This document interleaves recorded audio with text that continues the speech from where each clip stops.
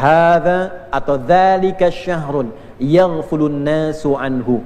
Ini bulan istimewa yang orang seling luput dengan keistimewaannya. Baina Rajab wa Ramadan, letaknya antara Rajab dan Ramadan. Kenapa disebutkan kalimat Rajab dan Ramadan? Karena beliau sudah memberikan isyarat banyak umatnya akan fokus dengan Rajab dan Ramadan sehingga lupa dengan Sya'ban. Jadi Nabi itu secara fisik pun menuntun kita, bulan Sya'ban optimalkan fisiknya. Kenapa? Karena nanti ada banyak yang istimewa saat Ramadan. Begitu fisik gak siap, bawaannya nanti mempraktekkan hadis palsu. Ya, tidur di bulan puasa itu adalah ibadah. Walaupun Anda niatkan menghindari maksiat, gak apa-apa, tapi tubuh Anda gak produktif. Terakhir spiritual. Ini. Mau berapa juz khatam Ramadan? Yang sering gelisah, yang ingin dibuka cakra hatinya, energi utamanya ini. Berapa juz yang mau dihafalkan Quran? Berapa banyak yang mau dikaji? Ya. Khatam cukup sekali, nggak apa-apa. Ada qiraah, ada tilawah, ada hifdz. Bapak Ibu sekalian, perintah Ramadan itu turunnya bukan bulan Ramadan. Saya ulangi, perintah Ramadan turunnya bukan bulan Ramadan, tapi di bulan Sya'ban, sebulan sebelum pelaksanaannya tiba, di tahun kedua Hijrah. Dengan cepat, apa hikmah di balik ini? Di antara yang di-highlight oleh para ulama, diberikan catatan agar Nabi dituntun oleh Allah untuk mengajarkan umatnya saat itu bagaimana beradaptasi dengan Ramadan yang akan dilakukan, sekaligus menyusun kurikulum sehingga dengan kurikulum itu siap dijalani bulan Ramadan dengan pedoman yang terukur. Yang kedua, ada adaptasi supaya tubuh kita secara fisikal itu nyaman menjalani Ramadan. Ya, jangan sampai puasa siang-siang sudah lemas, asar nuntut buka gitu kan? Ya, sehingga muncul istilah puasa setengah hari, puasa 2/3 hari, demikian selanjutnya. Nah, menu inilah dan adaptasi inilah yang kita akan keluarkan dengan cepat. Satu, kenali diri kita. Saya ulangi, satu, kenali diri kita dengan baik. Ma'rifatul insan qabla ma'rifati siyam. Kenali karakter kita, keadaan kita sebelum kita mengenal menu-menu di bulan puasa. Contoh, yuk kita urutkan ya. Maaf sekali, secara fisik dulu. Fisik, akal, spiritual. Secara fisik ini udah biasa puasa belum? Senin sudah puasa? Kamis puasa? Pertengahan bulan puasa? Nggak apa-apa. Ya, dijawab kalau benar nggak ada pahala, salah nggak berdosa. Nggak ada masalah. Ya, ini cuma gambaran kita kenal diri kita. Maksudnya begini, sebelum datang Ramadan itu sudah puasa, sudah terbiasa puasa belum? Seninnya, kalau nggak Senin Kamisnya, kalau sudah Senin Kamis 3 hari di pertengahan bulan ayyamul bid. Kalau sudah itu menikmati naik ke puasa Daud, sehari puasa, sehari tidak, Senin puasa, Selasa tidak, Rabu puasa, Kamis tidak. Ya. Kalau sudah Rabu puasa, Kamisnya berhenti. Walaupun terbiasa puasa Senin Kamis. Kalaupun buka saat Kamis, itu pahala puasa Kamisnya tetap dituliskan dengan sempurna karena kebiasaannya. Idza maridal abdu aw safar kutiba lahu mithla ma kana alaihi muqiman sahiha. Kalau seorang punya kebiasaan rutin beramal soleh, saat dia uzur atau pindah ke level amal yang lebih tinggi, kemudian dia tidak menunaikannya, pahalanya tetap dituliskan dengan sempurna. Puasa Daud, salat Daud tidak ada ya, subuh salat, duhur tidak, asar salat, maghrib tidak, itu nggak ada. Termasuk kuliah Daud nggak ada tuh. Ya, hari ini masuk, besok tidak, besoknya lagi masuk, selanjutnya tidak. Nah, sekarang kenali diri kita. Kalau yang belum terbiasa puasa,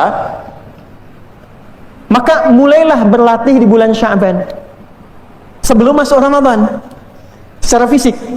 Maka turunlah kemudian contoh dari Nabi sejak bulan Sya'ban. Sejak itulah Nabi terbiasa menyontohkan pada umatnya untuk memperbanyak puasa sunnah.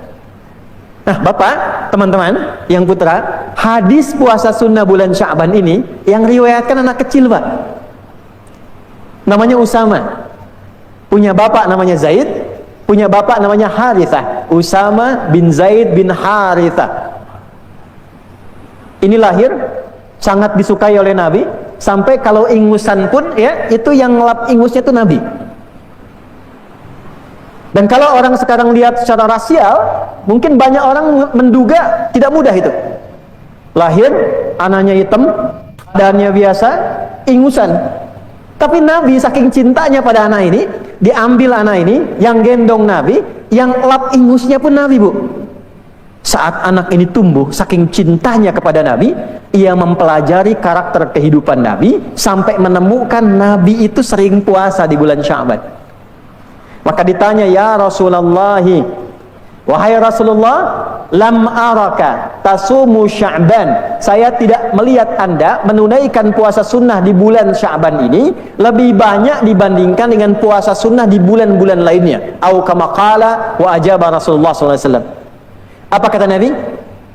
Maka Nabi menjawab, perhatikan kalimatnya. Hadza atau dzalika syahrun yaghfulun nasu anhu. Ini bulan istimewa yang orang seling luput dengan keistimewaannya. Baina Rajab wa Ramadan, letaknya antara Rajab dan Ramadan. Kenapa disebutkan kalimat Rajab dan Ramadan? Karena beliau sudah memberikan isyarat banyak umatnya akan fokus dengan Rajab dan Ramadan sehingga lupa dengan Sya'ban. Kemarin Rajab peringatan Isra Mi'raj di mana-mana kan? Kajiannya banyak kan? Setelah itu langsung nunggu Ramadan kan? Karena doanya Allahumma barik lana fi Rajab wa Sya'ban wa balighna Ramadan. Karena fokusnya Rajab dan lompat pikirannya ke Ramadan, lupa dengan keutamaan Sya'ban. Apa di antara keutamaannya? Ternyata salah satunya Nabi menyiapkan kondisi fisik yang prima sejak Rajab supaya adaptasinya mudah ke Ramadan.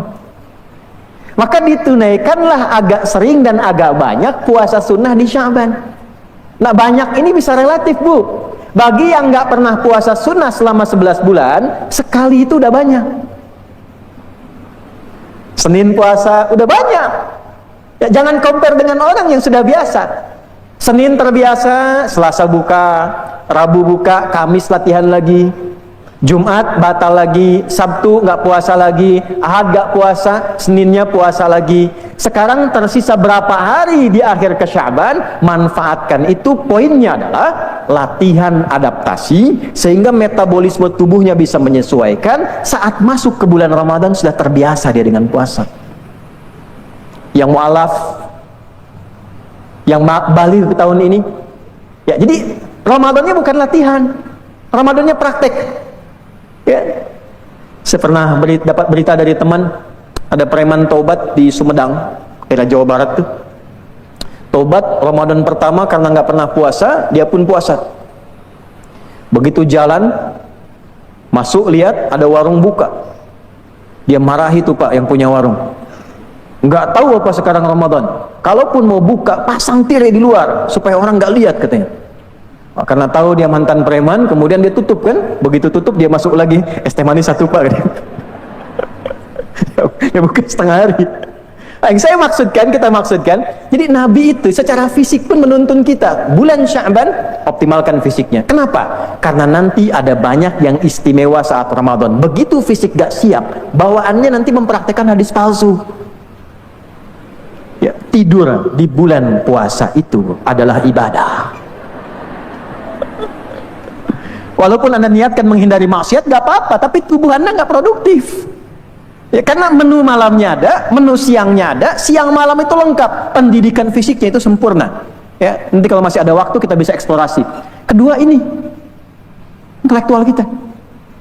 Kalau gak sekarang itu gak biasa baca, gak biasa riset, Ramadan kosong. Padahal Ramadan itu bulan pemenuhan sisi intelektual kita. Ya, dulu ulama bukan hanya kultum yang dibatasi kuliah 7 menit itu bisa kuliah terserah antum. 1 jam, 2 jam, 3 jam, 4 jam. Ibu bisa bayangkan, Bu, tadi Pak saya katakan, setiap Ramadan itu ulama itu punya karya. Fisiknya terlatih, luar biasa. Intelektualnya pun bertambah, akalnya itu padat, padat karya. Selalu ada kitab baru, analisis, bacaan baru. Kalau tidak dibiasakan sebelum Ramadan, maka apa yang mau dibaca saat Ramadan? Kenapa saya tanya tadi kebiasaan kita dari awal? Karena mungkin di antara Anda ada yang senang sejarah, ada yang spesialisasinya macam-macam, misalnya di bidang kedokteran, Bu Rektor tadi SPOG, ada di geologi misalnya. Saya pernah ikut buka sekolah vokasi UGM, itu termasuk saya yang buka dulu, Pak. Ya, jadi dulu keynote speakernya itu Pak Ibn Ezer dengan saya. Dulu saya sempat ngajar juga, tapi sebetulnya analisis Quran, ya, di bidang perminyakan dulu. Kami ngajar teman-teman yang di Slumbersea, kemudian ada Ali Burton, ya, Medco, Pertamina, Kakus Oil. Itu kalau kelas saya Ali Burton dengan Slumbersea bisa bareng. Setelah itu jadi bukan partner lagi, bertarung lagi setelah itu tuh. Ya, kita gali ayat-ayat Quran yang terkandung dengan isyarat-isyarat misalnya perminyakan, tentang batu bara, tentang tambang, tentang macam-macam. Anda yang di bidang itu, siapkan dari sekarang. Kenapa nggak Anda keluarkan ayat-ayat yang berbicara tentang spesialisasi bidang Anda? Anda kuliah di bidang apa di sini? Kami dampingi beberapa kampus di Jakarta sampai ke Riau. Itu mahasiswanya izin ini untuk share saja. Ya, kami berikan pendampingan di bidang Quran. Jadi yang muslim, yang muslimah sambil kuliah sambil menghafal Quran, di wisuda selesai 30 juz. Lalu dikeluarkan ayat-ayat Quran dan hadis sesuai spesialisasinya. Misal di kedokteran, apa ayat-ayat Quran tentang bidang kedokteran itu apa isyaratnya? Hadisnya bagaimana? Tokoh-tokohnya siapa? Buku-buku klasiknya apa? Manuskripnya apa? Yang kekinian apa? Didiskusikan. Sehingga ketika dia lulus di bidang kedokteran, dia pun lulus dengan hafal Quran beserta ayat-ayat di bidangnya. Kenapa Anda nggak keluarkan itu sekarang? Siapkan kaji itu di bulan Ramadan. Sehingga kekayaan intelektual itu muncul di bulan Ramadan. Masjid Timur dan Barat itu hidup dengan kajian yang dibutuhkan.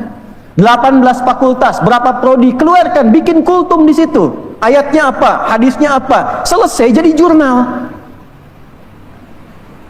Itu kalau nggak disiapkan sekarang, kekayaan intelektual yang berhak didapatkan di Ramadan itu nggak bisa kita raih. Itu terbiasa orang-orang dulu begitu. Terakhir spiritual. Mau berapa juz khatam Ramadan? Yang sering gelisah, yang ingin dibuka cakra hatinya, energi utamanya ini. Berapa juz yang mau dihafalkan Quran? Berapa banyak yang mau dikaji? Ya, khatam cukup sekali nggak apa-apa. Ada qiraah, ada tilawah, ada hifdz. Qiraah itu baca tanpa harus menuntut paham, asalnya begitu. Ya, makanya nanti ada Iqra, pernah dengar ada Iqra ya? Asalnya dari qiraati itu. Abata, gitu kan? A fata a, fa fata fa, lam doma u, apa lu, gitu kan? Tapi kan nggak dituntut paham kan? Sama dengan kita baca, ini Budi, ini ayah Budi, ini ibu Budi, ini tetangga Budi. Sampai sekarang Anda nggak pernah tahu kan, itu si Budi itu siapa? Itu qiraah. Ya, Anda boleh baca silahkan, khatam sekali, khatam 2 kali, sampai bacanya betul, itu qiraah. Pertanyaannya, kalau nggak dibiasakan sekarang, berapa juz yang Anda mau baca nanti? Siang baca, malam bosan. Malam baca, siang bosan. Tapi kalau kita punya target, sekarang dibiasakan, besok mudah dilakukan. Tilawah, kalau saya sarankan, teman-teman yang kuliah di jurusan-jurusannya masing-masing, sekarang mulai keluarkan ayat-ayat Quran terkait itu, hadis-hadisnya. Nanti saat Ramadan, bikin halakoh-halakoh, grup-grup kajian untuk mendalami topik-topik yang Anda butuhkan. Siapkan dari sekarang. Tiap hari baca Al-Fatihah, sudah tahu nggak isinya? Tahu nggak keutamaannya? Ada orang susah membaca, susah paham, baca Al-Fatihah langsung ngerti. Ada orang sakit, dibacakan Al-Fatihah, sudah divonis tidak mungkin, susah, tabib pada saat itu sudah give up, dibacakan Al-Fatihah sekali, sembuh. Kok bisa gitu? Kita udah bacakan tambah Yasin, tambah Al-Kahfi, nggak sembuh-sembuh, kan? Apa masalahnya? Sebelah sini nih, baca Al-Fatihah sehari 15 kali atau 14 kali? Yang 15 kali angkat tangan. 10 kali. Kalau Anda baca 15 kali, berarti Anda nggak sholat subuh tuh. Minimal kita baca 17 kali dalam sehari. Masa kita baca 17 kali sehari nggak pernah kita paham isinya? Yang saya katakan bukan mengerti terjemahnya. Kenapa Bismillahirrahmanirrahim? Ba-nya fungsinya apa? Ada 14 fungsi ba dalam bahasa Arab. Ada lil ghayah, lil ilsaq, sababiyah, musahabah. Itu ba di situ fungsinya apa? Kenapa pakai ba? Kenapa alifnya hilang? Padahal di Iqra bismi rabbikal ladzi khalaq itu ada alifnya, di situ hilang. Kita gali. Sampai Anda temukan, itu ada orang kita ngambil PhD di Timur Tengah, cuma kajian huruf ba yang terletak di Al-Maidah ayat 6. Ketika mengusap kepala dalam wudhu, itu ada ba-nya. Wamsahu biruusikum. Yang lain nggak ada ba-nya. Dianalisis dari huruf ba ini, dapat PhD, doktor. Yang belum silahkan, ada ta, ada sa, ada da, ada ya tuh. Teman-teman. Jadi ada qiraah, ada tilawah. Tilawah itu memahami, membaca, memahami, memaknai, mengamalkan. Iqra, baca tanpa menuntut, paham. Jadi kalau dipahamkan sampai kita mengerti, itu tilawah namanya. Orang yang baca Quran tidak menuntut paham, namanya qari. Kan ada yang qari kan, baca Quran saja. Tapi kalau ada yang menerjemahkan di sampingnya, disebut siapa namanya? Sari tilawah kan? Karena mungkin yang menerjemahkan pertama kali itu Ibu Sari. Makanya sari tilawah. Kalau Pak Rijal mungkin Rijal tilawah gitu kan. Nah itu sebetulnya nggak ada sari tilawah, yang ada tilawah saja. Tilawah dalam bahasa Arab. Cuma mungkin yang pertama menerjemahkan Ibu Sari jadi sari tilawah. Ketiga, hifdz, hafalan. Itu enak. Kalau sudah hafal Quran itu riset menunjukkan, ini riset. Ya kurang lebih di kita itu ada 2,3 sampai 2,5 juta gigabytes kapasitas memori kita. Itu kalau sering dilatih dengan hafalan Quran kurang lebih 52.000 kosakata, itu insya Allah akan mudah adaptasinya di bidang apa saja, dalam konteks apa saja, untuk memahami apa saja. Itu sangat dimudahkan. Itulah rahasianya kenapa orang-orang dulu dari kecil dididik dengan sholat supaya kenal Allah Tuhannya untuk meningkatkan takwanya.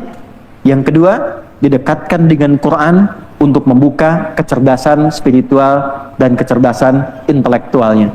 Nah kalau kita sudah bisa maksimalkan ini, maka diharapkan muncullah kemudian sinyal takwa kita. Jadi satu kekuatan, itulah yang kita gunakan selama 11 bulan beraktivitas setelah bulan Ramadan. Jadi pentingnya kajian semacam ini, makanya disebut dengan tarhib kan? Apa itu tarhib? Boleh angkat tangan? 1 juta? Saya serius. 5 juta? Ya. Apa tarhib? Menyambut. Baru 100.000. Umrah. Waktu habis, udah kelamaan. Terlalu lama anda. Tarhib secara bahasa menyambut betul, tapi baru 100.000. Asalnya dari kata rahaba. Rahaba itu disebut oleh orang Arab untuk menunjukkan hati seseorang yang lapang, enak, nyaman, sehingga dengan kelapangan ini dia mudah menerima apapun yang datang. Kenapa sering disebutkan dengan marhaban? Ya, marhaban. Karena ketika tamu datang hatinya lapang. Tamunya mau apa saja silahkan. Ya, mau bercengkrama, minum teh, ngobrol, marhaban, itu menunjukkan hati yang lapang. Kalau kita berusaha menata hati kita supaya lapang, nyaman, sehingga cawannya luas, apa saja yang dimasukkan ke situ siap kita terima, mudah kita dapatkan, enak kita ambil, itu ditasydid, didomahkan pada kata yang kedua, huruf kedua, rahaba yurahibu. Kemudian muncul di situ masdarnya tarhib, upaya untuk melapangkan hati sehingga luas, yang dengan keluasan itu ia siap menerima apa saja yang akan diberikan kepadanya. Kalau dikaitkan dengan tarhib Ramadan, upaya untuk menata hati, melapangkan keadaan jiwa kita supaya saat Ramadan tiba, apapun menu yang diberikan kepada kita, kita siap menerima, melahap dan menyempurnakannya. Sehingga tarawih siap, baca Quran siap, puasa siap, ke kampus siap, sidang kalau perlu hari ini siap. Kita ya, terakhir saya tutup. Kenapa ujungnya takwa? Apa manfaat bagi kita kehidupan kita? Di dunia kampus tentu intelektual ingin meningkat, ilmu ingin juga meningkat, wawasan ingin luas, syaratnya takwa. Quran surah kedua di akhir ayat 282, wattaqullah wa yu'allimukumullah. Tingkatkan takwamu kepada Allah. Bila relasi takwamu dengan Allah itu baik, Allah yang memberikan akselerasi dan mengajarkan kau tambahan pengetahuan. Ingin pintar, kuncinya takwa. Ingin bahagia, Anda yang sering gelisah, sering khawatir, Al-Baqarah ujung ayat 189, wattaqullaha la'allakum tuflihun. Tingkatkan takwamu kepada Allah, tingkatkan salatmu, tingkatkan bacaan Quranmu, meningkat takwamu, aku berikan kebahagiaan dalam hatimu. Ada yang sedang punya masalah, Anda wajah-wajah kelihatan tenang, senyum, belum tentu nggak punya masalah, ya kan? Quran surah ke-65 di ujung ayat kedua, di awal ayat ketiga.